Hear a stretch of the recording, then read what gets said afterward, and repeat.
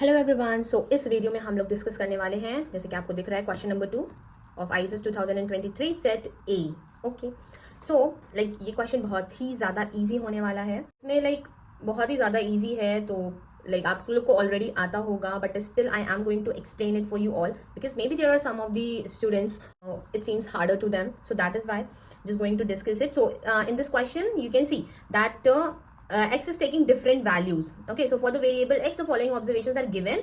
So x is taking these different values and we have to find the value of variance of 2x plus 2.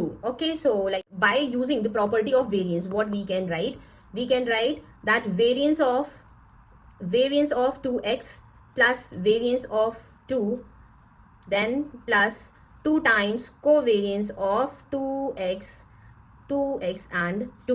Okay, so from here you can see that using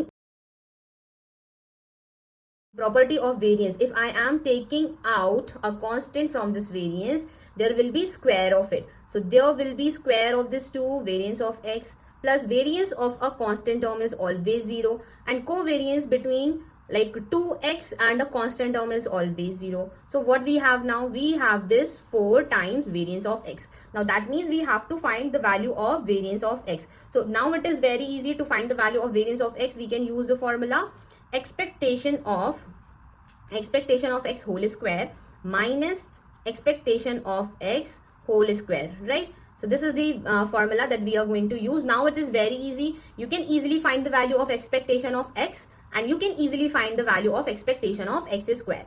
Okay, so I am going to write it directly because there is nothing to show. It is very easy. If you want to find out the value of expectation of x square, you have to square all the values starting from like 2 square, then 5 square, dot dot dot up to last value 2 square and divided by how many numbers are given here? 1 2 3 4 5 6 7 8 9 10 numbers are given here.